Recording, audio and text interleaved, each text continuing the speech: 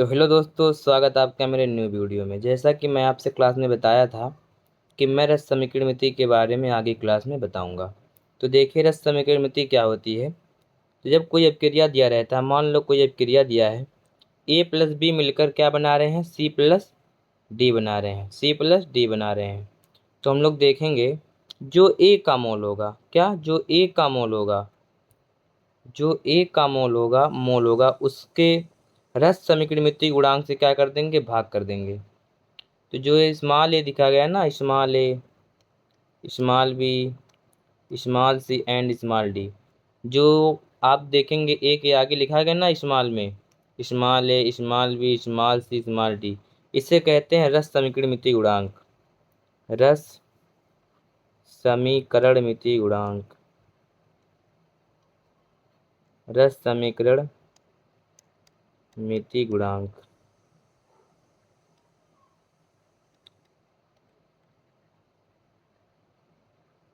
जब कोई अपक्रिया दिया रहता है तो विलेय का, जब कोई अपक्रिया दिया रहता है तो अभिकारकों और उत्पादों के मोलों को यदि रस समीकरणिति गुणांक से भाग कर दिया जाए तो जो अनुपात आता है वो सभी के लिए क्या रहता है, समान रहता है।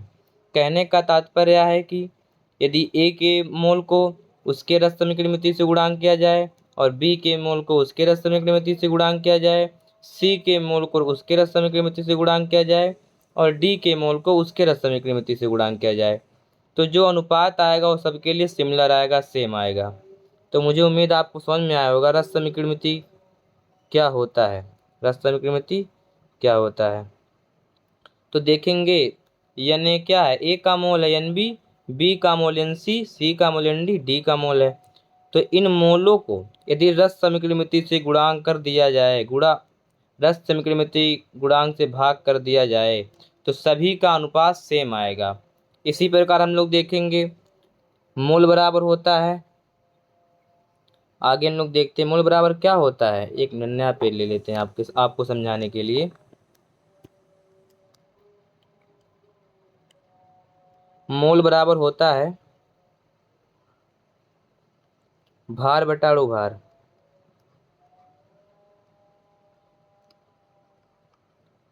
अणुभार बराबर एन बटा एन ए और वी बटा 22.4। ये दोनों किस में रहेगा, लीटर में रहेगा, और एक किसके लिए लगता है, गैस के लिए लगता है। तो हम लोग देखेंगे जो मोल बराबर होता है भार बटे अणुभार, भार बटे अणुभार अगर हम कह दें मोल समानुपाती भार के, मोल समानुपाती भार के कह सकते हैं, नहीं कह सकते, गलत हो जाएगा क्योंकि बटे में क्या है, अणुभार है।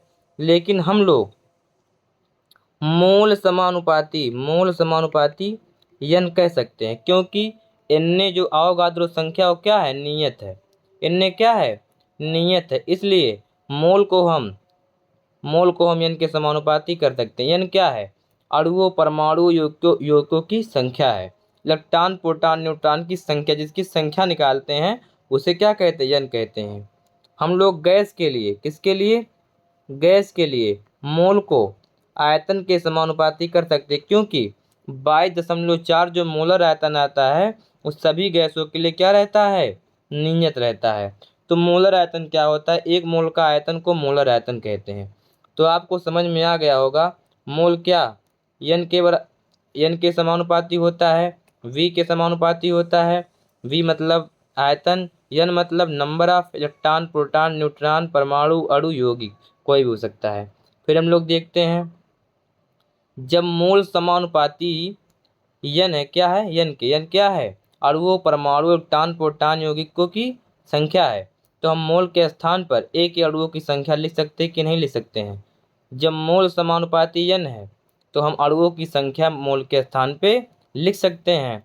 तो देखिए ए के अणुओं की संख्या बटा उसका रस समीकरणित गुणांक, बी के अणुओं की संख्या बटा उसका रस समीकरणित गुणांक, सी के अणुओं की संख्या बटा उसका रस समीकरणित गुणांक, डी के अणुओं की संख्या बता उसका रस समीकरणित गुणांक। तो जो सबका अनुपात आता है वो क्या आता है, सेम आता है। जिस प्रकार मोल में सेम आता है उसी प्रकार आप देखेंगे कि अणुओं की संख्या में भी अनुपात सेम आएगा। फिर हम लोग आ जाते हैं आयतन पर।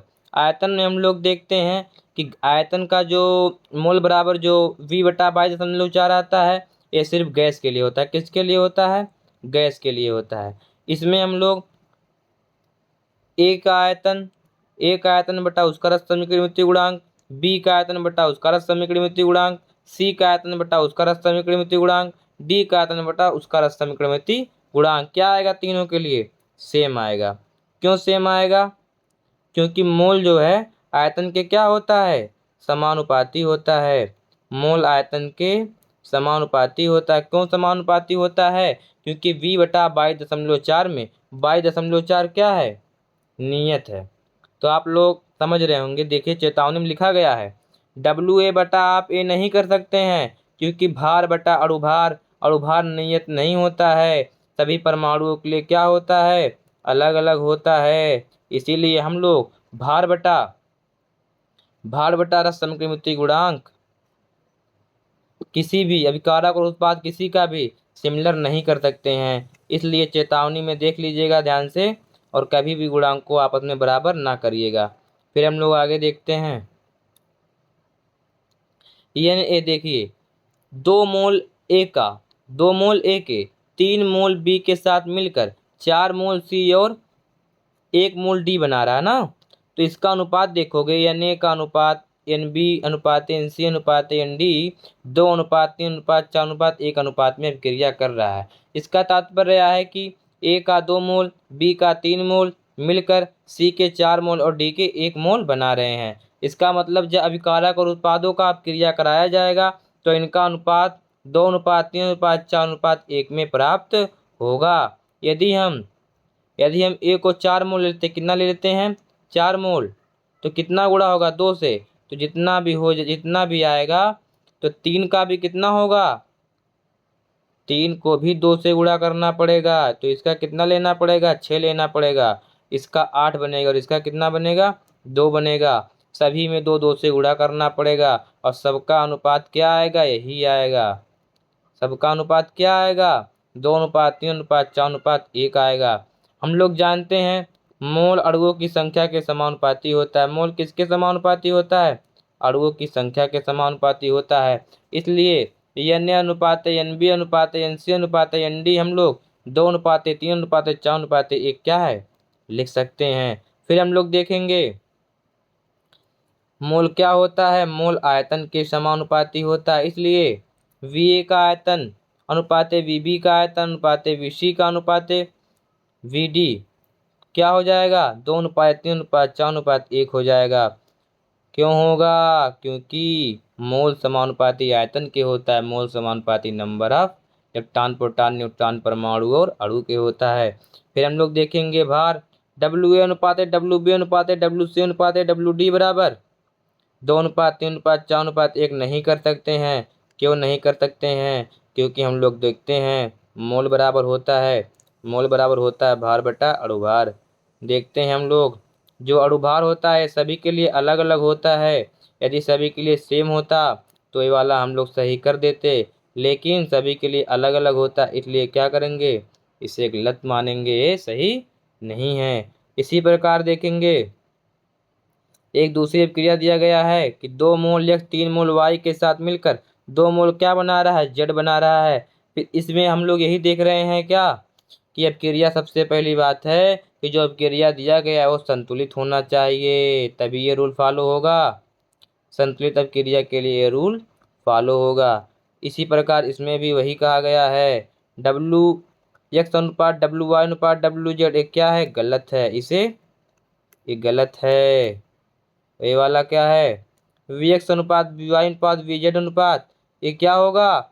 गलत होगा। क्यों गलत होगा? क्योंकि ये सिर्फ गैस के लिए होता है।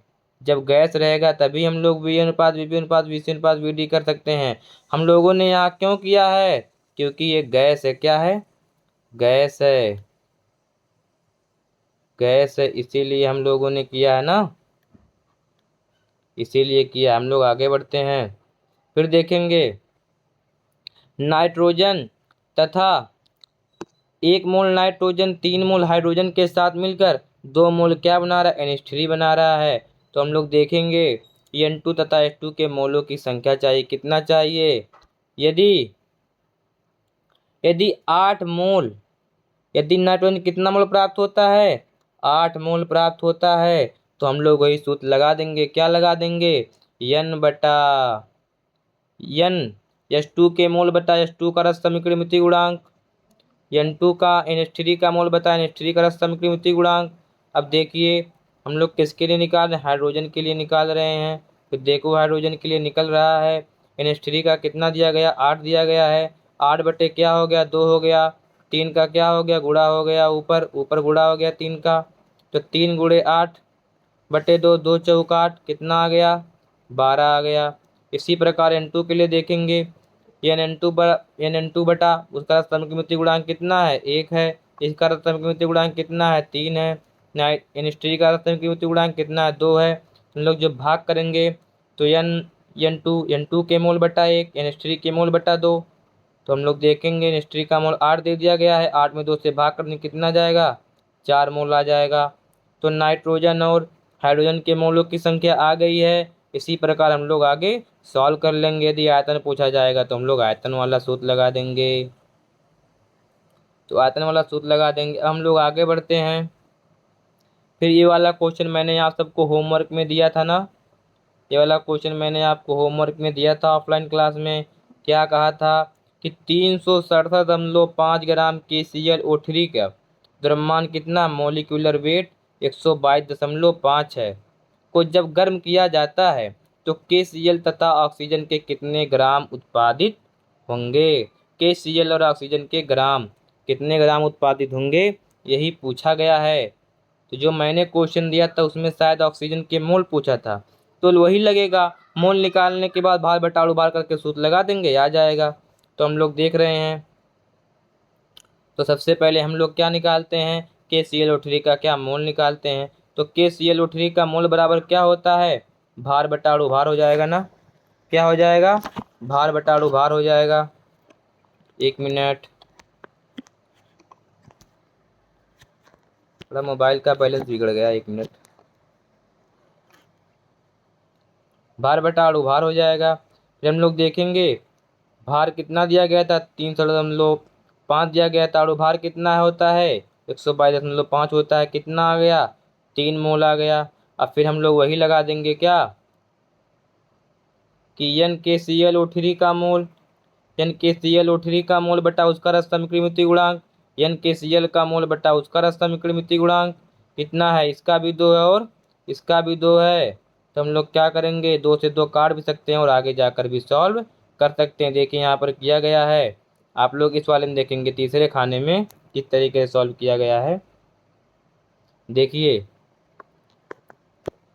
NKClO3 बटा उसका रस समीकरण गुणांक 2, NO2 बटा उसका रस समीकरण गुणांक कितना, 3 आ गया। NO2 के मोल कितना आ जाएगा, 3 से 3 तिरिक्का 9 बटा 2, 4.5 आ गया कि नहीं आ गया, शायद हम लोग 5 मोल आ गया ना, कुछ किया नहीं गया। उसका मोल बटा उसका रस समीकरण गुणांक तथा NO2 का मोल बटा उसका रस समीकरण गुणांक, तो कितना हो गया, ऑक्सीजन के 4.5 मोल आ गए। हम लोग देखते मोल बराबर क्या होता है, मोल बराबर भार बटा अणु भार होता है, भार बटा अणु भार होता है। तो भार कितना होता है, NO2 का भार निकालना, अणु भार कितना होता है, 1 ऑक्सीजन का 16 होता है, तो 2 ऑक्सीजन O2 का कितना हो जाएगा, 32 हो जाएगा ना। तो 4 मोल के स्थान पर क्या रख देंगे, 4.5 रख देंगे और WO2 बटा 32 कर देंगे। तो WO2 को जब WO2 बराबर 32 गुणे 4.5 करेंगे तो कितना आ जाएगा, 144 आ जाए, कितना आ जाएगा, 144 ग्राम आ जाएगा, 144 ग्राम आ जाएगा। इसी प्रकार हम लोग KCl का भी निकाल सकते हैं। देखिए यहाँ पर KCl का निकाला गया है, तो KCl मैंने क्वेश्चन में दिया नहीं था, आप लोग देख भी सकते हैं KCl कैसे निकलता है। फिर हम लोग आगे आते हैं, एथीन के 560 ग्राम के पूर्ण दहन के लिए कितने ऑक्सीजन की आवश्यकता होगी। जब हम लोग किसी भी चीज़ का दहन करते हैं तो किसकी आवश्यकता होती है, ऑक्सीजन की आवश्यकता होती है। तो C2H4 क्या है, एथीन का आणविक सूत्र है। फिर आणविक सूत्र को हम लोग क्या करेंगे, ऑक्सीजन से क्रिया कराएंगे। जब हम लोग एथीन को या एथीन को जलाते हैं तो क्या होता है, CO2 और H2O। CO2 गैस मुक्त होता है और H2O मुक्त होता है। फिर हम लोग देखेंगे इस सब क्रिया क्या करेंगे, बैलेंस कर लेंगे। क्या करेंगे, इस सब क्रिया को हम लोग बैलेंस कर लेंगे। बैलेंस करने के बाद हम लोग वही सूत्र फिर लगाएंगे, क्या कि यन एथीन बटा उसका रासायनिक कीमती गुणांक कितना, 1। NO2 बटा उसका रासायनिक कीमती गुणांक कितना, 3। फिर हम लोग NC2H4 का मोल दिया गया है, नहीं दिया गया है, 560 ग्राम दिया गया है। हम लोग जानते हैं भार बराबर क्या होता है, मोल बराबर भार बटा अणु भार होता है, तो 560 बटा 28 कर देंगे। हम लोग एथीन का निकालेंगे तो 12 दूना 24 मॉलिक्यूलर वेट प्लस 4 कितना हो गया, 28 हो गया। फिर हम लोग 560 को जब 28 से भाग करेंगे तो 20 मोल आ जाए, कितना मोल आ जाएगा, 20 मोल आ जाएगा। तो हम लोग क्या करेंगे, 20 रख देंगे, 20/1 इंटू NO2 बटा 3, तो 20×3 = 60, NO2 कितने मोल आ गए, 60 मोल आ गए। NO2 के 60 मोल आ गए। तो कितने ऑक्सीजन की आवश्यकता होगी, 60 मोल ऑक्सीजन की आवश्यकता होगी। यदि इसका ग्राम में निकालना पड़े तो क्या करेंगे, मोल बराबर भार बटा अणु भार कर देंगे। तो भार बराबर क्या हो जाएगा, मोल इंटू अणु भार हो जाएगा। तो मोल कितना है, 60, अणु भार कितना है, 32 है, कर देंगे तो 1920 ग्राम आ जाएगा। यदि 1000 से भाग करेंगे तो क्या जाएगा, किलोग्राम में आ जाएगा।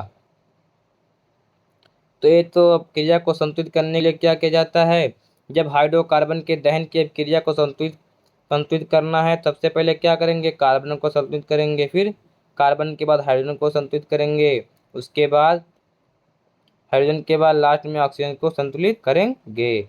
सबसे पहले किसको करेंगे, कार्बन को करेंगे, उसके बाद हाइड्रोजन को, उसके बाद ऑक्सीजन को। ये किसके लिए है, संतुलित करने के लिए, संतुलित करने के लिए है। तो ठीक है, मुझे उम्मीद है आपको समझ में आया होगा। तो यदि आपको क्लास अच्छा लगा तो आप क्लास को क्या करिएगा, लाइक करिएगा। यदि चैनल को सब्सक्राइब नहीं किए हैं, चैनल को सब्सक्राइब कीजिएगा, चैनल को सब्सक्राइब कीजिएगा और उसके साथ साथ लाइक कीजिएगा, शेयर कीजिएगा। आपके शेयर, लाइक से और किससे, कमेंट से मुझे और हौसला मेरा बुलंद होता है और मैं क्या करता हूँ और अच्छे से वीडियो बनाता हूँ। तो एक आप लोग कमेंट ज़रूर कीजिएगा, क्लास में कमेंट आप लोग ज़रूर कीजिएगा। ठीक है, क्लास को एंड करते हैं। आप लोग लास्ट तक टिके रहे इसलिए आपका बहुत बहुत धन्यवाद।